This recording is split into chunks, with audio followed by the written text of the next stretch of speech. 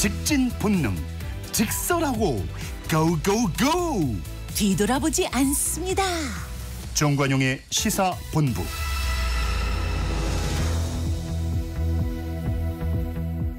말 돌리지 않습니다. 할 말은 합니다. 직진본능 직설하고 용인대학교 최창렬 교수, 대통령 리더십 연구원의 최진 원장 두 분 오늘도 나오셨습니다. 어서 오십시오. 네, 안녕하세요. 네, 안녕하십니까. 네. 전반부 공통질문 이번 주에 뜬 인물, 진 인물. 최창렬 교수 먼저 뜬 인물 누굽니까? 지난 23일이었죠. 23일 날 그 세종갑에 이영선 후보 공천을 민주당이 취소했습니다. 그 새로운 미래의 이제 김종민 후보가 이제 민주당은 아닙니다만 가능성이 대단히 높아졌어요. 김종민 후보가 보니까 그 점퍼도 파란색 계통을 입고 나서 유세하는 것 같은데. 파란색이 민주당의 상징색이죠. 상징성이니까 새로운 미래 점퍼 색깔이 아닌데, 그리고 이제 사과도 했고 탈당한 것에 대해서 말이죠. 그만큼 이제 국민의힘 후보보다는 자신에게 아마 가능성이 있다고 보는 것 같아요. 그래서 아무튼간에 선거에서 이기는 게 우선 목적일 테니까. 그러면서 일단 뜬 인물이다라고 김정민 후보를 제가 꼽았습니다. 네. 어제 그 거두절미 각설하고 그 코너에서도 뜬 인물로 등장을 했었거든요. 이 선거라는 게 진짜 알다가도 모르는 거예요. 그쪽 후보가 그렇게 낙마하게 될 줄 누가 알겠었습니까? 그죠? 네. 그 선거라는 게 운이 더 운칠기삼이 아니라 운구이기삼 길 얘기도 있더라고요. 네. 자, 최진 원장은 뜬 인물 누굽니까? 저는 호남 속의 조국을 꼽았습니다. 최근 뭐 조국 뜨는 건 뭐 다 아는 사실이지만 호남에서 들려오는 이야기가 지난 한 주에도 급속도로 조국에 대한 뭐 그 인기나 평가가 급상승한다. 그래서 뭐 한번 호남을 또 돌았지 않습니까? 그래서 호남에서 들리는 이야기가 연설 같은 거 하는 거 보면 뭐 첫째, 둘째, 셋째 하는 것이 김대중 대통령 닮았다. 뭐 제2의 김대중이다. 포스트 이재명이다. 우리가 꼭 뭐 이재명 대표에게 연연할 필요가 있냐. 새로운 대안이 생겨났다 할 정도로 상당히 그런 이야기들을 곳곳에 사람 모이는 데마다 많이 하더라고.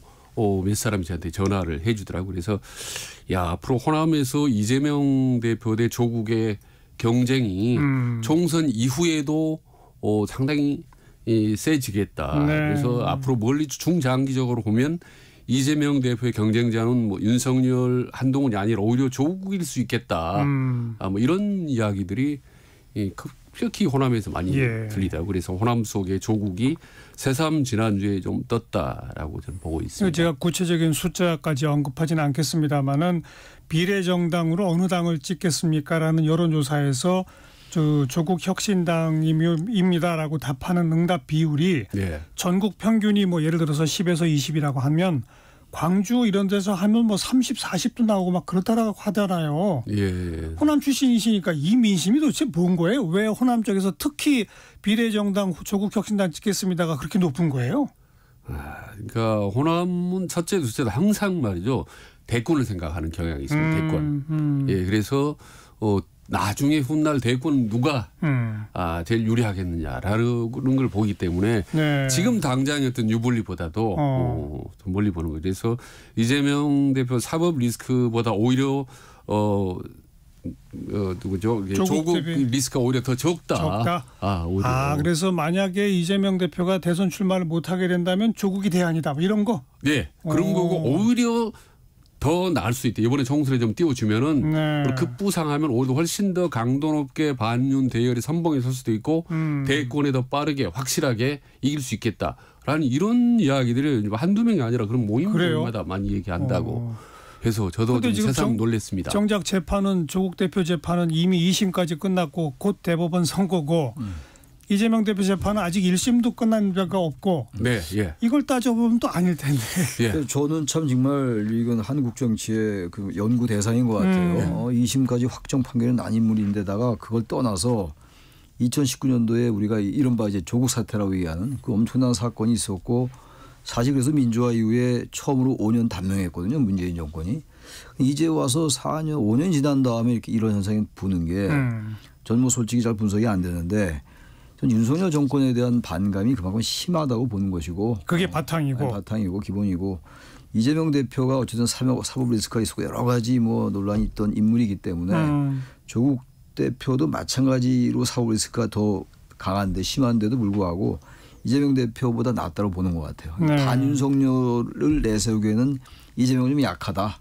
비슷한 얘기입니다. 그런데 보니까 조국을 지지하는 사람들 중에서도 비호남 사람들, 수도권 보는 사람들하고 호남 사람들이 보는 관점, 강도 혹은 거시적인 이런 미래지향적인 부분들이 많이 다르다라는 걸 느꼈습니다. 호남이 훨씬 세죠. 그런 면에서. 예, 아주 세고 멀리 보고. 확장성이 있을지 모르겠어요. 호남을 위주로 이제 그런 경향이 높아지고 있는데 저는 그 확장성이 높다고 보지 않습니다. 그래서 총선 이후에 어떻게 될지 모르겠습니다만 조국혁신당이 뭐 비욕도 못 내는 거 아니에요 지금 이게. 아예 안 내고 있죠. 안 내잖아요. 이게 사실 이거 대단히 기형적 선거제도를 활용한 그 틈새를 파고드는 건데 저는 이후에 그렇게 확장성이 있거나 중도층에게 속으려고는 있지 않다. 그런데 그런 얘기를 많이 하더라고요. 호남 분들이.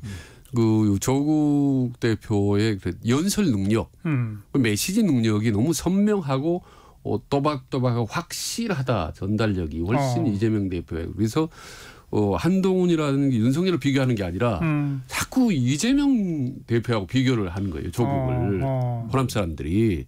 그런 점에서 참 보는 관점이 다르구나. 많이. 그게 옳든 그리든 말입니다. 뭐 현상으로 나타나니까 인정을 해야 되겠죠. 현재로서는. 네. 나중은 또 두고 봐야지 알겠느냐. 물론이죠. 알지 않겠느냐. 물론이죠. 예. 아무튼 조국 신당을 창당하겠습니다라고 선언할 때만 해도 어찌 보면 좀 그 본인의 리스크를 정치적으로 어떻게 좀 이렇게 극복해 보려고 고육지책이구나 정도의 인식이 처음에 깔려 있었다면 불과 1, 2주 지나면서부터 우리 정치권 전체의 어떤 태풍 같은 영향력을 그렇습니다. 발휘하고 있는 것만은 분명한 사실입니다. 자, 그다음 이제 금주의 진인물로 넘어가서 최창렬 교수 진인물 누굽니까? 이종섭 전 호주 대사를 꼽아야 될 것 같아요. 얘기 안 할 수 없죠. 안 할 수가 없고. 어제 이종섭 이 변수가 지금 뭐 좀 국민의힘이 우세하던 이 판세를 많이 반전시킨 것만은 분명하거든요. 앞으로 또 어떻게 될지 모르겠습니다만 이종섭 전 대사도 그리고 들어와서도 당당하지 못했어요. 귀국할 때도 말이죠. 아무 일도 없다는 듯이 아무 잘못도 없다는 듯이 얘기하고 그 문제 때문에 귀국한 게 아니라 방상 관련 공관장 회의하러 왔다. 얼마나 비겁하게 보입니까? 그리고 난 다음에 이제 여론에 밀려서 해가지고 결국은 선거에 너무 불리할 것 같으니까 이제 4일에 표명 그리고 대통령의 재가의 형식으로 물러났는데 이런 부분들은 뭐 개인적으로는 뭐 불명예겠습니다만 정말 우리 정치가 특히 집권 세력이 민심에 부응하지 않은 결과다라고 생각합니다. 이건 뭐 여러 차례 언급합니다만 시작부터 이 사의 표명까지 한 7, 8번을 잘못한 거죠. 계속 지지율은 떨어졌던 거예요. 국민의힘 여권은 말이죠. 그러니까요. 처음부터 핵심 피의자인데 그 최상병 수사위하고 의혹 사건의 핵심 피의자를 임명하고 내정하고 그래서 또 출국시키고 이 과정 자체가 그러니까 임명을 안 했으면 그냥 다들 생각지도 못하고 지나가는 거예요. 왜냐하면 공수처가 총선 전에는 소환할 계획도 없다고 했으니까 가만 놔뒀으면 아무도 신경 안 쓸 사람을 일부러 이렇게 자신들의 악재로 부풀려가지고 마지막까지 그런 모습 아닙니까? 그죠? 저는 이제 뭐 아시다시피 양문석과 144명의 출마자들인데요. 우선 양문석 후보를 보면 대출 사기 의혹에서 최근으로 지금 보니까 룸사롱 접대 의혹까지 또 불거져서 참 그랬습니다. 김부겸 선대위원장이 그때 그런 얘기를 했잖아요. 김문석 후보에게 또 다른 건이 터지면 저희들은 더 이상 방어할 수가 없습니다라고 했는데 그 예상이 그저로 맞아 떨어진 거고요. 민주당 내부에서 이러다 자칫하면 양문석 후보 때문에 5개 내지 10개 정도 의석이 날아갈 수도 있겠다. 이런 우려가 좀 나오고 있을 정도로 아주 심각한 것 같고요. 거기다 144명의 출마자라는 게 이제 오늘 언론에 여야 후보의 전과자들, 전과가 있는 분들인데 음주운전에 사기에 무슨 폭력에 이런 사람들이 144명을 이렇게 이제 라고 여당 몇 명, 야당 몇 명 얘기했는데 조만간 이제 실명으로 나타나지 않겠습니까?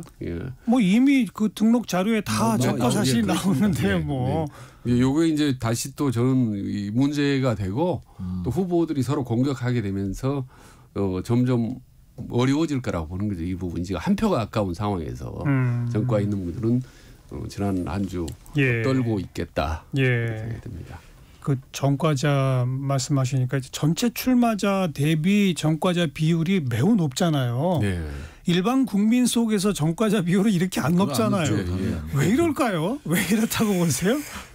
우리 정치가 그만큼 국민들의 국민 일반의 평균에 못 미친다고 볼 수밖에 없어요. 결과론적으로 말이죠.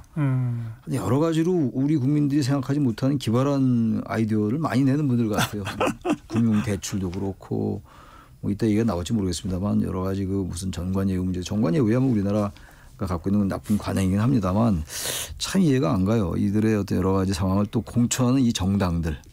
그리고 사실 좀 다른 얘기입니다만 그 후보 그 출마한 지역에 살지도 않는 인물들이 공천하는 경우가 그렇죠. 비일비재. 어떤 후보는 본인 후보가 투표권이 없는 상황이기도 하고 도저히 이해가 안 가는 게 너무 많아요. 이번 선거 끝나고 다 이걸 모아서 정말 대대적인 법 개정이나 뭐 제도 보적 보완이 있어야 될 것 같아요. 제가 좀 시니컬하게 말씀드리면 정치를 하려면 좀 터프가 있어야 된다. 평소에 좀 세고 거칠고. 아니 뭐 터프가 영향이 없는 것 같아요. 터프가 그 정과가 없고 말이죠. 점잖고 하는 분들은 정치하는데 여러 상이 많고 한국 정치 상황에서 술도 마시고 음주도 걸리고 뭐 폭력도 있는 이런 분들이 거친 정글과도 같은 한국 정치판을 휘말려간 사람이 많다라고 시니컬하게 제가 말씀드리는 겁니다. 터프라는 거는 왜 사람이 활달한 걸 얘기하는 거지. 이 사람들은 그런 게 아니라 간교한 거죠. 좀 심하게 말하면 비루하고 비겁하고. 그래서 제가 터프하단 말을 안 받아들였던 거예요. 그런 게 아니라. 그래서 이런 식으로 한 사람들 국민의 대표라고 우리가 선거라는 메커니즘을 시행을 하고 말이죠. 그야말로 이 선거가 사적 탐닉과 권력 욕구, 사적 추구의 하나의 도구로 전락한 것 같아요. 좀 심하게 말씀드린 말이죠. 전적으로 동의합니다. 자, 지금 이제 후보자 검증 과정에서 크게 지금 불거져 있는 걸 보면은 두 가지가 좀 대표적입니다. 하나는 이제 변호사 시절 누구를 변호했느냐. 뭐 이런 거. 그래서 이미 낙마한 그 후보도 있고 지금 이제 나머지 후보들 가운데서도 뭐 성폭력 가해자를 변호했다. 또 이번에 이제 조국혁신당 같은 경우는 물론 후보자 본인은 아니지만 그 남편이 다단계 사기 사건 뭐 변호했다. 뭐 누구를 변호했는가라고 하는 게 하나의 이제 영역이 있고 두 번째는 뭐 부동산이죠. 부동산 그 사는데 편법인지 불법인지 애매한 대출을 받았다. 그다음 또 뭐 정보를 좀 미리 활용한 것처럼 보여지는 어떤 부동산 구매 그리고 미성년자는 아닙니다만은 군에 있는 자녀에 대한 뭐 증여 뭐 이런 등등이 지금 논란이 되고 있잖아요. 저희 우선 이 변호사 시절 어떤 사건을 변호했는가라고 하는 쟁점과 이 부동산 관련 쟁점과 두 분은 어떻게 판단하십니까? 이런 부분들을. 그래서 변호라는 건 뭐 누구에게나 변호하는 거죠. 살인자에게도 변호인이 있는 거고 말이죠. 근데 변호라는 게 그 아주 정말 팩트가 잘못된 걸 밝혀내거나 그래서 잘못 형량이 부여되거나 이런 걸 변호할 수 있는 거죠. 변호사 밝혀내는 거고 그게 아니라면은 사실 인정하면서 형량을 낮추는 거 선처를 호소하든지 이런 게 변호거든요. 그렇죠. 근데 엉뚱한 논리를 대가지고 뭐 여기서 예를 들 수 없습니다만 정말 납득하기 어려운 일상의 상식에 맞지 않는 논리를 가지고 이제 변호를 한단 말이죠. 그런 식으로 자꾸 설득을 해 나가는 건 변호의 영역이 저는 아니라고 봐요. 그건 강변의 영역이고 그러다 아까 같은 경우 그 박은정 후보 제가 뭐 돌리지 않겠습니다. 그 이종근 전 검사장 그분은 뭐 다단계 그 사기꾼들을 잡는데 상당한 전문가적인 식견을 발휘했던 분이었단 말이에요. 블랙벨트까지 받았던 거 아닙니까? 근데 바로 그러면서 또 그런 사람 변호해요. 변호하면 좋은데 그런 상황은 좀 변호인들이 이거는 당연한 게 아닌 거죠. 나쁜 일을 변호할 때 무슨 형량을 낮추는 게 아니라 그 자체를 막 합리화하고 정당한 영역까지 간단 말이죠. 그건 안 되는 거죠. 그리고 저기 어디입니까? 조수진 변호사 같은 경우 지난번에 강북을 이제 후보 취소했잖아요. 그 변호사 같은 경우도 마찬가지 아닙니까? 성폭력 가해자를 변호하면서 이상하게 하잖아요, 변호를. 그거는 변호라는 2차 가해식으로. 2차 가해식으로. 그건 변호 영역이 아닌 거거든요. 사실 왜곡하고 진실을 왜곡하고 뒤틀리게 하는 것이지. 그래서 우리 사회에서 변호를 너무 다수 있다라는 기본 팩트는 동의합니다만 그런 논리를 가지고 변호한다는 건 맞지 않죠. 공직자가 될 자격이 없는 거죠. 변호사들은 말이죠. 그러니까 변호사들도 최소한의 자기 기준은 있어야 되는 거 아니겠습니까? 아까 말씀드린 가해자도 인권이 있기 때문에 뭐 변호할 수는 있지만 수백 명, 수천 명의 피눈물을 흘린 사건과 관련된 거를 변호한다. 이건 아니거든요. 아마 저는 변호사 본인들도 알 거라고 봅니다. 이건 진짜 해서는 안 될 거다라고. 다만 너무 수임료가 높으니까 돈의 유혹이 빠지는 거죠. 그래서 이런 자가 기준을 좀 세울 필요가 있다. 그럼에도 불구하고 유혹에 빠진 이유는 자기가 나중에 정치를 할지 몰랐을 겁니다. 이런 문제 될 걸 예. 알면 조심했겠죠. 예. 근데 아마 모든 변호사들은 앞으로 언제 어떻게 본인이 문제가 아니더라도 자기 자식이라든지 부인 때문에 문제가 생길 수 있겠다라는 부분을 염두에 둬야 되고 그리고 그것보다는 최소한의 자기 기준은 좀 정해놓는 것이 본인의 양심이나 이 사회 정의에도 저는 맞다고 봅니다. 특히 민변이라든지. 그런데 뭐 정말 상식적 추론을 해보면 누가 이제 범죄 피의자가 됐어요. 그럼 자기가 걸린 사건의 전문성이 있는 변호사를 찾아갈 거 아닙니까? 그렇겠죠. 그냥 정관이라고 아무나 찾아가는 게 아니잖아요. 이왕 정관이면 자기가 걸린 사건의 전문성이 있는 검사 출신. 그러면 자기 사건과 비슷한 사건을 많이 수사해서 잡아 넣었던 검사를 찾아가게 검사 출신 변호사를 찾아가게 될 거 아닙니까? 그리고 변호사들도 그런 사람들을 유치해야 돈을 많이 벌게 되고. 그러니까 사실 어찌 보면 수십 년 동안 계속 우리나라가 그래오지 않았을까요? 근데 그런 구조는 뭐 변호의 영역이 그런 거긴 한데 그 변호라는 거를 그 대목 하나하나 그걸 다 우리가 들여다볼 수는 없지만 이런 것들은 좀 그럴 수 있었겠다라는 식으로 변호를 해야지 그 자체 사건을 갖다 자꾸 합리화하는 측면이 있는 것 같아요. 변호사들이. 그럼 뭘 모르죠. 그 내용을 들여다봐야 되니까. 그럴 것 같다라고 제가 말씀드린 건데.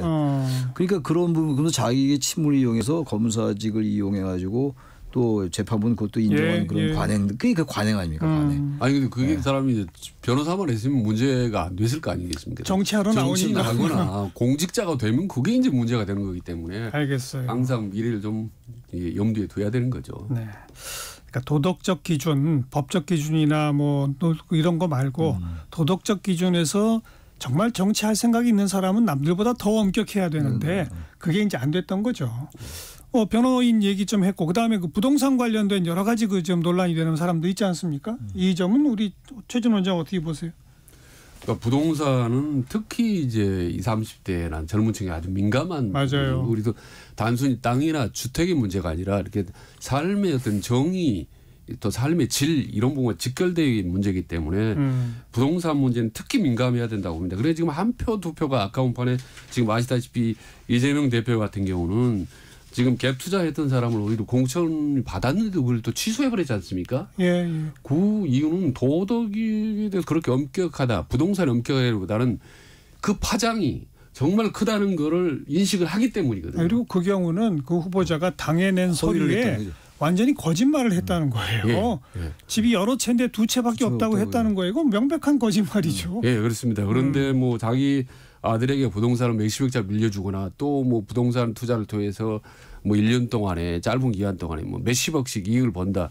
이런 부분들은 참 비판과 심판을 받아야 되는 거죠. 근데 출마를 해버렸기 때문에 이미 법적인 심판이 이런 부분은 어쩔 방법이 없습니다. 지금 유권자들이 이제 그걸 심판을 해 주셔야 되는 거죠. 뭐 일단 정당 차원에서는 공천 취소, 뭐 당에서 제명 이런 카드가 있긴 있죠. 공천 취소할 수 있는데 지금 이어서 공천 취소를 하냐 문제인데 저는 이번에 아주 다시 이 주제로 돌아와서 양문석 후보라든지 이런 후보들은 지금 언론에서 계속 보도가 되잖아요. 이게 아래로 가라앉으면 그냥 넘어가는 건데 그렇지 않을 것 같아요. 지금 새마을금고가 또 무슨 이걸 조사한다는 거 아닙니까? 저는 그래서 양문석 후보는 공천 취소 가능성도 없지 않을 것 같아요. 선거 얼마 남겨놓고 만약 이런 식으로 가면 이 수도권 전체 판세에 영향을 줄 수 있어요. 어제 민주당의 법률위원회 부위원장도 당에서 검토할 것. 그렇습니다. 것 같다 이렇게 얘기하더라고요. 이거 선거 치를 수 있겠어요? 이 양문석 후보 가지고. 근데 공영훈 후보도 지금 얘기가 계속 나오고 있는 상황이. 딱 수도권들이거든요. 안산갑, 하나 화성을. 그러니까 이거는 민주당 차원에서 계속 강변할 게 아닌 것 같아요. 막말 한마디가 선거 판세 뒤집듯이 이건 막말은 아닙니다만. 알겠습니다. 이런 건 상당히 심각하게 바라보고 있어야 되지 않을까 민주당이. 언급하신 대로 이제 막말로 가려고 합니다. 네, 그렇습니다. 뭐 양쪽 당 대표가 다 이제 막말 논란, 정치를 X같이 한다. 쓰레기를 뭐지? 14번이나 얘기했다고 하더라고요. 그렇다고 그러대요. 이재명 대표도 뭐 이직 논란도 있었다가 또 중국 세세 발언 논란도 있고 이런 이 말 논란 설화 어떻게 평가하십니까? 근데 어떤 막말하면 안 되는 건데 이 정치인들이 나중에 이제 점점 선거가 이제 격화되니까 급해지고 그러니까 막 이게 나오는 것도 있을 것이고 또 어떤 경우는 제가 다 뭐 조사는 안 해봐서 모르겠습니다만 지지층을 결집시키기 위해서 오히려 강한 발언하는 경우도 있는 것 같아요. 그렇겠죠. 약간 선동적이고 자극적으로 하기 위해서 양면성이 다 있는 것 같은데 결국은 선거 자체로 볼 때 중도층에게는 이게 전혀 득표에 도움이 안 된다고요. 이런 부분들이. 막판에 설령 지지층을 결집하려 한다 하더라도 그래서 이거는 또 그런 면도 있고 정치라는 게 언어로 하는 건데 이런 언어를 쓰면 당연히 증오와 이 분노 이런 게 더 증폭될 거 아니겠어요? 언어에서 나오는 것이기 때문에 서로 감정적으로 싫어하게 되죠. 감정 대립이 있는 거예요. 정말 싫어하게 되는 거예요. 그러니까요. 네. 그래서 이런 부분들은 정말 자제해야 되는데 점점 더 하는 것 같아요. 아무리 자제라고 얘기하면 얘기해서 더 얘기들을 하는 것 같아서 특히 아니 한동훈 이 위원장까지도 이런 얘기를 막 하는 게 뭐 나쁜 거는 정치 신인인데 신인도 이건 정말 여의도 사투리 쓰지 않겠다고 그랬는데 왜 이런 말 쓰는지 모르겠어요. 이게 득표에 도움이 된다고 생각하는 건지 지금 화가 나서 이렇게 얘기하는 건지 모르겠습니다만 정말 바람직하지 않다고 생각합니다. 이건. 그럼 뭐 한동훈 하면 뭐 젠틀맨 스타일인데요. 한동훈스럽지 않은 이제 표현들인데요. 막말은 이제 크게 어떻게 보면 저는 두 가지로 구분합니다. 하나는 과도하게 지나치게 센 표현. 또 하나는 저급한 표현. 이렇게 보는 건데 지나치게 센 표현은 사실 어느 정도 불가피합니다. 선거에서 실제로 독이 오르다 보면요. 이해적인 센 표현들이 모든 후보들에게 나올 수가 있다. 다만 이게 자기 지지층에게는 자극적인 결집 효과가 약간 있을지 몰라도 중도층에 흡수하는 효과는 별로 없다. 결론적으로 크게 표현은 도움이 안 되는 겁니다. 센 표현도. 두 번째 저속한 표현은 오히려 자기 지지층에도 별로 도움이 안 될 뿐만 아니라 중도층이 도움이 안 되는 게 떨어져 나갑니다. 그런 점에서 저급한 표현을 써야 되는 거죠. 그래서 쓰레기란 말이 모르겠습니다. 쓰레기 같은 말이라고 표현을 했는데 이제 강조를 한 말로 받아들일지 어떨지 모르겠습니다만은 그럼에도 불구하고 이런 표현은 최대한 자제하는 게 낫겠고 이재명 대표 같은 경우도 이제 쇠쇠하는 발언은 그럴 수도 있다고 봐요 저는. 근데 그 뒤에 쪽 보면 왜 중국에 이제 집적거리나 이제 이런 표현들은 사실은 집적거리다. 여튼 센 표현이라기보다는 좀 이렇게 좀 고급스럽지 못한 표현들이라고 할 수 있죠. 이런 표현은 후보는 물론이고 특히 선거를 움직이는 분들, 이재명 대표라든지 뭐 한동훈 이런 분들은 이런 질이 좀 낮은 표현들, 이런 부분들은 매우 조심해야 되는 거예요. 그렇죠. 왜냐하면 표가 떨어져 나가니까요. 도망가니까 표가 중도표가 달아나기 때문에. 네. 미국 정치에서 아주 유명한 그 발언이 있습니다. 레이건 대통령이 이제 도전할 때 나이가 많다고 상대편에서 공격을 계속하니까 그 당시 레이건 후보가 표현을 뭐라고 했냐면 저는 이번 선거에서 나이가 쟁점이 되는 걸 거부합니다. 그래서 상대편의 미숙함을 공격하지 않겠습니다. 네, 맞아요. 이게 얼마나 애둘러서 애둘러서 나이가 많다고 나를 공격하지만 당신은 나이가 젊다는 거는 사실 경험이 부족해서 미숙한 거다라고 나는 공격할 수 있지만 난 공격 안 한다라고 하면서 공격하는 거 아니에요? 우리처럼 이렇게 애둘르고 점잖은 표현을 쓸 수도 있는데 우리는 정반대죠. 우리 정치 수준이 그게 안 되는 거죠. 한마디로 말해서 이 사람들이 개인적으로 다르게 점잖지 않은 사람들이 아닐 거라고요. 이 선거판만 너무 그렇게 비속을 쓰고 말이 거칠어지고 상대를 증오하고 거의 과거에 저는 요즘 개인적인 생각이니까 그 붕당 정치라는 게 조선시대 처음엔 동인서인 공존을 모색하다가 나중엔 노론 서론 갈라지고 노론과 이제 남인 간에 뭐 사륙 정치로 바뀌잖아요. 맞아요. 그건 아니겠습니다만 지금 그 정도 수준까지 간다. 정말 이러다가는 뭐 이렇게 말이 얼마나 거칩니까? 정말 이거 총칼만 안 들었지 거의 걱정스럽습니다. 상대를 제거하지 않으면 안 된다는 그런 쪽으로 가서. 그래서 저도 보면은 이제 미국 정치랑 한국 정치의 가장 큰 차이점 그리고 선진국 정치, 후진국 정치의 가장 큰 차이점을 하나 먼저 꼽아본다면 그 유머 정치, 여유 이게 없는 것 같아요.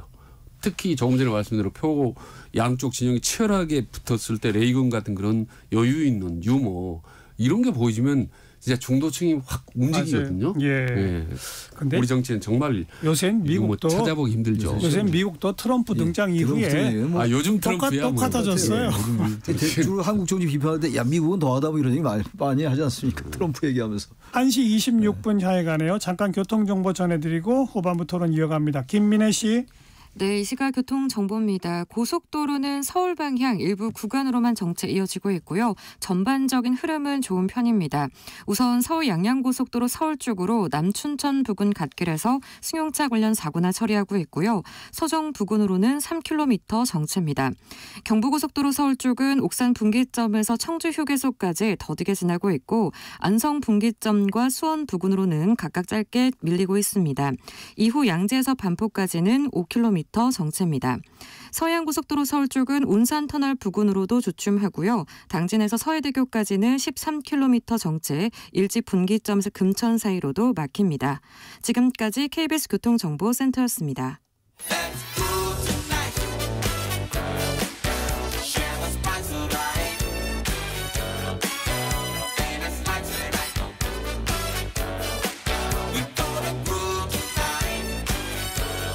국민 MC 정관용. KBS 1라디오 정관용의 시사본부. 들어보면 달라요.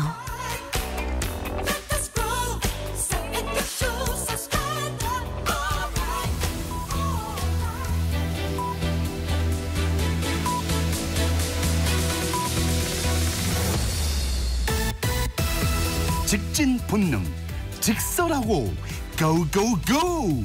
뒤돌아보지 않습니다. 정관용의 시사본부.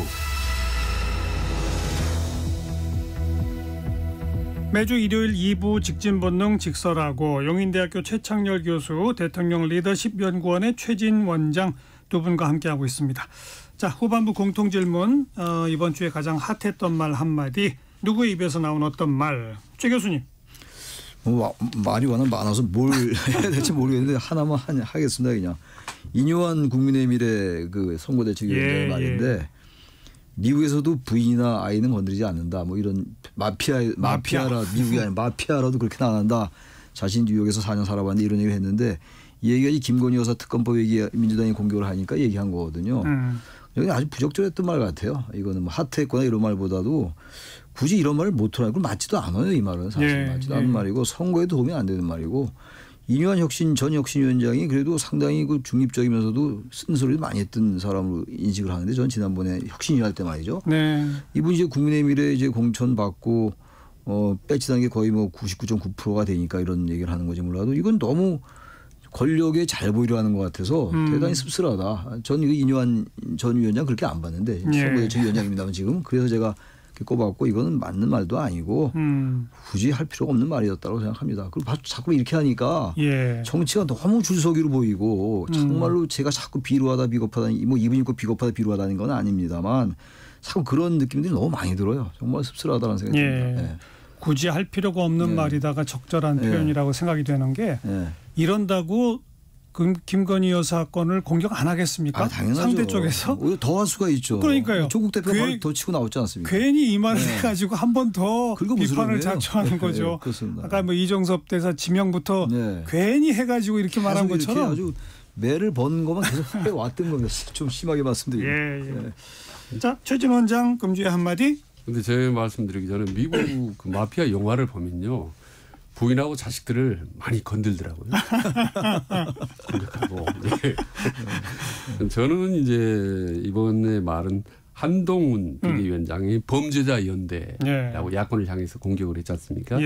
그래서 이재명 대표 아마 조국 연대 플러스 위성정당 합해서 잡아서 야권을 이제 범죄자 연대라고 이제 공격을 한 것 같은데 조국 대표가 이제 바로 맞받아서 범죄자 연대는 바로 윤석열 플러스 김건희 플러스 한동훈이다 이렇게 또 공격을 했지 않습니까?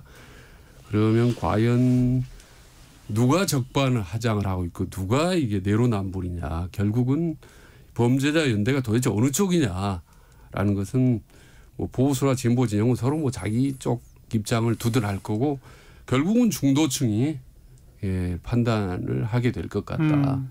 거기에 그렇죠. 따라서 표가 크게 승패가 판가름 될 거라고 봅니다. 네.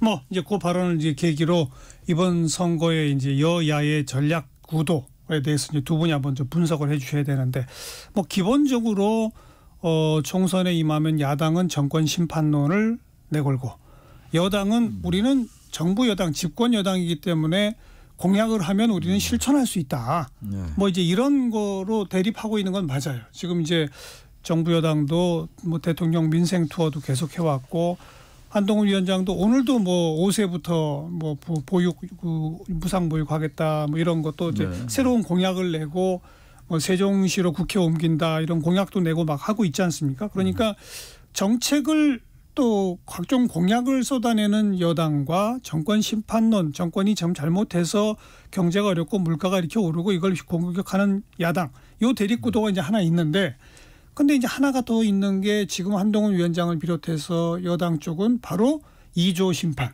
이재명 조국 심판, 범죄자연대 심판, 야당 심판이라고 하는 걸 또 이제 하나 내세우고 있지 않습니까?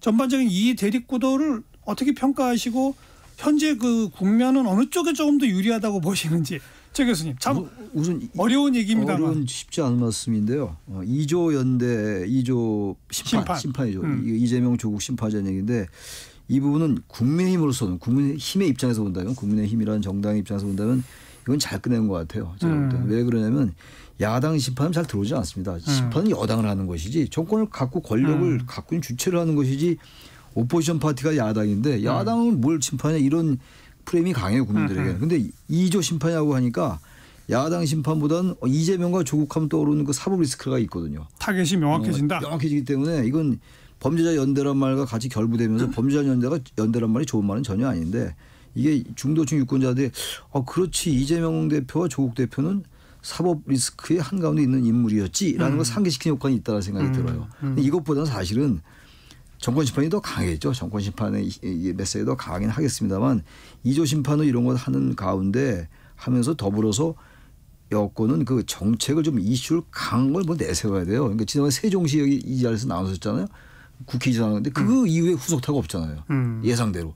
그 세종시로 완전히 국회를 이전하는 거에 대한 뭔가 후속 조치를 계속 내놨어야 돼요. 그런 다음에 이런 것과 같이 가야 되는 건데 너무 이제 상대방을 이제 심판하다 야당 심판 2조 심판만 가니까 전 이게 좀 약하다고 생각이 들고 또 하나는 아까 우리가 말씀 충분히 여기서 나눴습니다만 양문석 후보나 이런 것들이 야당에겐 큰 변수가 될 것 같아요. 야당에 불리한 변수가 될 수 있다고 생각합니다. 이 변수는 하나의 선거구 후보에만 그치지 않을 것 같아서 이것도 큰 변수가 될 것 같고 막말은 흔히 하는 얘기도 어쨌든 지금의 그래서 판세는 이 지금 이종섭 대사가 사퇴했다 하더라도요.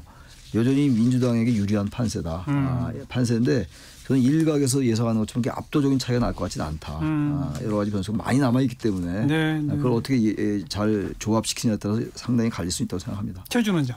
일단 정권 심판론과 2조 심판론 지금 팽팽하다고 봅니다. 전반적으로 지금 표를 보면 박빙 우세 지역이 민주당이 많기 때문에 전반적으로 민주당이 크게 우세하게 보이지만 실제로 들여다보면 전부 표차들이 오차 범위 내에 좀 왔다 갔다 하는 상태거든요.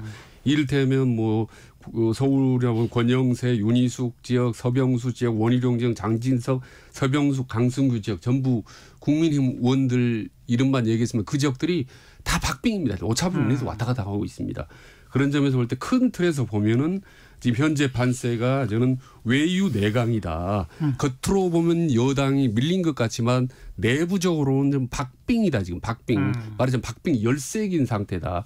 나머지 심판론 하나가 있는데 이게 바로 이제 민생 심판론이라고 봅니다. 저는 그게 정권 심판, 2조 심판이 비슷한데 민생 심판은 또 별개라고 보는 거예요. 저는. 민생 심판이 곧 정권 심판 아닌가요? 저는 조금 분리해서 본다. 요거는 중도층이 본다. 중도층 정권이라든지 야당 2조 심판을 별개로 순전히 민생을 누가 더 잘할 수 있느냐라는 걸 보는데 지금 윤석열 정부를 한동을 보니까 민생 이 부분에 대해서 별로 중도층이 점수가 줄 게 없다고 보는 거예요. 계속. 그래서 이거 기다려도 그래도 지금 별 나오는 게 없네. 그래서 일부가 지금 조국으로 흩어지고 지금 밖으로 지금 이탈 현상이 있다고 봅니다. 그래서 이 표들이 중도 표들이 마지막까지 지켜보다가 이거 도저히 안 되겠다 하면 상당히 보면 저는 기권으로 갈 가능성이 높다고 보는 거죠. 그럼 민주당이 유리하는 거고 전국적으로 박빙 우세로 해서 전국적으로 큰 승리를 거둘 수 있다고 보는 거죠. 그런데 그렇지 않고 남은 10일 동안 여러 가지 하는 걸 봐서 정부 여당 그래도 쏟아내고 그래도 의지할 곳은 정부 여당밖에 없다. 줄 곳은 얻어낼 곳은 라고 판단이 있어서 막판에 움직인다면은 박빙으로 곳곳에서 승부해서 충분히 승산이 뒤집기를 할 수 있다고 보는 거죠. 여당 쪽이. 예, 여당 쪽이 이길 수 가능성이 있다고 보는 저는 거죠. 여당이 이길 가능성은 적다고 보고 지금 제가 여당이라면 이렇게 선거운동은 안 할 것 같아요. 제가 여당이나 제가 한동훈 위원장 같으면 일단 지금 조국하고 이제 이재명 대표의 연대라는 게 사실상 형성된 거 아닙니까? 지역구는 지금 민주당 찍고 비례는 조국혁신당 찍어라들 그렇게 얘기하고 있으니까 그분들이 그러면 만약에 그렇게 돼서 180석은 물론이고 180석을 넘고 그렇게 된다면 그야말로 이 정권이 그 야당이 입법부를 장악해서 다 할 수 있다. 탄핵, 개헌 그리고 국회의원 제명 예. 게다가 대통령의 거부권 행사 일종의 국회에 대한 견제인데 거부권 행사도 무력화시킬 수 있다. 따라서 우리하고도 너무 잘못했다. 이런 거 이정섭 이 사건도 이정섭 대사 사퇴한 것도 설명을 해야 돼요. 대통령이 나서서 설명을 하고 이렇게 됐다고 설명하는 것과 그냥 사퇴하는 거하고는 다르거든요. 설명도 하고 너무 잘못했다 그동안. 그러나 또 그쪽이 200석이 된다면 말대로 정말 입법부가 완전히 독재라는 게 된다. 입법부가. 예. 행정부와 입법부와 사법부가 서로 견제하는 게 아니라 입법부가 완전히 장악하는 나라가 되면 아무것도 우리 못한다. 이미 3년 남았지 않느냐. 죽이 되든 밥이 되든. 그렇게 읍설하고 나가야 돼요. 그러면 저는 조금 그 정도쯤 움직일 수 있는데 이런 식으로 계속 범죄자 연대다 2조 심판 얘기하면요. 잘 돌아올까? 저 같은 전략을 그러니까 최 교수께서는 사과 반성 전제로 하고. 읍소 전략으로 가야 하고. 한다. 네. 이렇게 주장하시는 거죠? 유권자 그래서 생각하죠. 아 진짜 200석 되면 야 이건 너무 그쪽으로 가겠네 이렇게 될 수 있거든요. 최준 원장 같으면 어떻게 코치하시겠어요? 읍소 전략은 저는 잘 먹혀들지 않는다고 보는 겁니다. 중도층은 대단히 냉정해요. 그래서 마지막 순간까지 기다려서 어느 쪽이 좀 더 우리 생활에 생계, 우리 생명에 더 유리하느냐를 보고 판단하기 때문에 저는 읍소 전략이 먹혀지지 않는다고 전반적으로 저는 두 가지 코드 하나는 대통령과 한동훈 그다음 모든 후보들이 일제히 이를테면 자기 성찰 모드죠. 그건 약간 비슷하네요. 사과 반성은 같으네요. 예, 좀 비슷한 맥락에도 그리고 동시에 일제히 민생의 정책을 제시를 해야 된다고 봅니다. 이번에 좀 포퓰리즘 비슷하게 한동훈이 무슨 뭐였죠? 오늘 발표한 거요? 예, 5살 무상교육 보유. 예. 이런 부분들이 있지 않습니까? 이게 일제히 내세워야 된다고 그런 거예요. 과거 지금 최근 들어서 해외 보면요. 여당이 고전하다가 박빙승부에서 총선 대선에 이겼던 지역은 전부 그런 민생 정책으로 이겼어요. 트럼프가 인기 있는 것도 그렇고 아르헨티나의 밀레이도 그렇고 브라질 룰라도 그렇고 터키의 아도르안도 그렇고 막판에 전부 극적으로 역전승을 했습니다. 총선의 대선에서. 그게 민생 공약으로 했거든요. 그게 자칫하면 포퓰리즘에 이제 의혹을 받지만 그럼에도 불구하고 정부 여당이 갖고 있는 최대의 무기는 포퓰리즘이거든요. 사실 정책이다. 솔직히 말씀드리면 그게 없으니까 때문에. 일리가 있는 말씀인데 가만히 이제 민주화 이후에 선거를 쭉 보잖아요. 여당이 다 이겼어요. 딱 두 번 졌습니다. 여당이. 2000년도 16대 선거 때 졌고 여당이. 그때는 DJ 정부였지만 2016년도에 박근혜 정부 때 졌어요. 그럼 왜 이 여당들은 그때는 왜 정권 심판이 없어요? 있었죠. 정권 평가론 정권 심판은 있었는데 왜 이겼느냐 여당들이. 결국 마지막에 그때의 정권과 상당한 차별을 했었어요. 지금 이 국민의힘은 그걸 못하고 있는 겁니다. 정권과의 차별화. 차별화라는 땅에는 반성 사과도 차별화에 해당되는 거예요. 당연하죠. 그렇게 하면서 이렇게 해서 우리 이렇게 안 하겠습니다라고 하면서 정말 야당이 3분의 1 가져오면 어떡합니까라고 얘기할 때 지금 그걸 못하고 있기 때문에 고전하는 게 아니에요. 남은 열흘 동안의 기간에 제일 주목해서 봐야 할 어떤 변수는 뭐가 있을까요? 먼저 의정 갈등 변수가 하나 있죠? 그러면 아직 남아있죠. 그걸 극적으로 타결을 해 나가야 되는데 열흘 안에 타결 쉽지 않을 것 같아요. 지금 그 의협 회장이 워낙 그분은 강성이라기보다는 좀 정치적 인물 같아요. 얘기하는 걸. 그래서 참 이 타협해내기 쉽지 않을 것 같아서 그건 큰 변수 남아있다고 봅니다. 어쨌든 열흘 동안. 그리고 그거는 타결이 안 되면 여당의 악재다? 무조건 악재죠. 여당의. 최준 원장은요? 저는 첫째 둘째도 이제 중도 상수라고 보는 건데 월급 200~300만 원 받는 자영업자 그다음 20, 30대들 이 사람들이 막판에 투표를 할 거라고 보는데요. 이 사람들이 결정되는 거는 변수 이중섭 변수로 황상무 양문석 박은정이 심지어 의료 변수까지도 저는 대세에는 영향을 못 준다고 봅니다. 그래요? 네, 중도층은. 지난번에도 보면 21대 총선에 보면 지금 민주당이 압승을 했거든요. 않습니까? 네. 들여다보면 박빙 지역이 수두룩이에요. 권영세가 0.7% 차이로 이겼거든요. 윤상현이 0.15% 차이로 이겼어요. 그다음에 낙동강변에서도 최인호, 박재호, 전재수, 김두관 의원들이 전부 0.몇 프로, 1.몇 프로 차이 이겼어요. 네. 전부 박빙입니다. 그리고 이번도 박빙이 많은데 이 박빙은 마지막 중도층이 어디로 가느냐에 따라서 박빙으로 해서 민주당이 이기느냐 혹은 국민의힘이 이기느냐 판가름이 된다고 보는 거죠. 겉으로는 표차가 많이 나지만 실제로 내부적으로는 박빙인 거죠. 요 부분이 승패로 가는 마지막까지 저는 이 민생 정책 요걸 기다리고 있다고 보는 겁니다. 남은 9일 동안 10일 동안 요게 없으면 전국에서 요게 아직까지도 나타나죠. 일주일 10일 후에 안 나오거든요. 전국 방방곡곡에서 박빙으로 민주당이 이기는 거죠. 승리하게 되는 거죠. 정책이라는 게 그 어떤 선거판을 가를 정도의 커다란 메가 이슈 정책이 나와줘야 돼요. 근데 몇 가지 저렇게 아까 쭉 비교하던 게 나오던데 TV 화면에도 그런 거 가지고는 중도적인 결정적 움직이기가 어려울걸요. 아마 이 정도 시점까지 와가지고. 지금 여야 공약이 그리고 다 비슷해요. 거의 대동소이하기 때문에. 그거 아무튼 뭐 여당으로서는 그 여러 가지 정책으로 승부 볼 수밖에 없다. 이게 이제 최진호 원장님의 계속된 지론이니까 뭐 그건 이제 좀 지켜보고요. 의정 갈등 부분도 상당히 중요한 변수일 거다. 뭐 별로 대세 영향을 미치지 않을 거다. 조금씩의 차이가 있고 또 하나는 이제 돌발 악재들이 터질 수 있죠. 여전히 있죠. 아직 열흘 시간은 결코 짧은 시간은 아닙니다. 막판으로 갈수록 점점 이제 치열해지기 때문에 막말이나 말수가 나올 가능성이 더 높아지고 있는 거죠. 점점 자극적인 말이 나올 수밖에 없고 가열되기 때문에 그걸 이제 어느 쪽이 자제하느냐의 문제인데 양쪽이 다 아슬아슬해요. 지금 말하는 이 분위기들이 말이죠. 어느 쪽이 폭발할지 모르겠어요. 네. 저도 뭐 악재라는 게 막말이라는 게 서로만 튀어나오는 거 얽혀 있기 때문에 저는 그게 대세에 큰 지장이 없다고 그냥 말씀드리는 거고 거듭. 그래서 이제 결국은 중도 중이 끝까지 지켜본다라는 이제 말씀을 반복해서 드립니다. 악재가 돌발 악재가 말실수만 있는 것도 아니잖아요. 그렇지 많죠. 그 실수만 있는 거 아니죠. 어디선가 어느 후보의 문제가 또 튀어나올 수 있고. 몰랐던 게 갑자기 들춰지면서. 그런 건 겹쳐질 거예요. 막판에. 지금 아마 양쪽 진영은 사실 실무진들은 아주 밤을 새가면서 상대 후보들의 뭔가 문제점 찾아내느라고 밤을 새워 작업하고 있을 거요. 그게 저는 말실수입니다만 그게 더 결정적일 것 같아요. 그죠? 후보들 중에서 어떤 흠결을 나타내서 이게 도저히 이런 후보는 안 되겠네 하면 이건 그땐 시간이 없는 거라서 다른 지역에 굉장히 영향을 줄 거라고. 수도권 박빙 지역에는 말이죠. 그런데 악재는 그러고 이제 좀 뭔가 좀 유권자들에게 좀 감동을 줄 만한 뭐 이벤트 이런 게 너무 없는 것 같아요, 사실. 그렇잖아요. 악재는 이제 언제든지 쏟아져 나올 텐데 호재 있지 않습니까? 이런 호재 이벤트 같은 걸 너무 신경 쓰지 않는 것 같다. 말하자면 네거티브로만 가지 포지티브를 하지 않는다. 감동시킬 수 있는 여러 가지 말들이 있거든요. 네, 그렇습니다. 아까 말씀하신 그 레이건 말 이런 것들은 감동시킬 수 있는 말들이거든요. 그럼요. 근데 왜 그 연구들을 안 하는지 모르겠어요. 저도 그걸 말씀드립니다. 그건 결정적일 수 있어요. 그런 것들. 맞는 말씀이에요. 정말 20, 30대라든지 안타까운 거 있지 않습니까? 뭐 자영업자들 공감대를 형성하는 말들 이런 감정적인 말들이 너무 없어서 아쉽습니다. 자, 한마디로 악재에 좌우되는 선거가 아니라 누가 호재를 더 많이 만드나 이런 선거가 돼야 되는데 그게 아니라서 참 안타깝습니다. 여기까지 할까요? 용인대학교 최창결 교수, 대통령 리더십 연구원의 최진 원장 두 분 고맙습니다. 수고하셨어요. 고맙습니다. 수고하셨습니다. 자, 송창식의 선운사 함께 듣겠습니다. 저는 다음 주말 뵙죠. 안녕히 계세요. 선운사에 가신 적이 있나요? 바람 불어 서른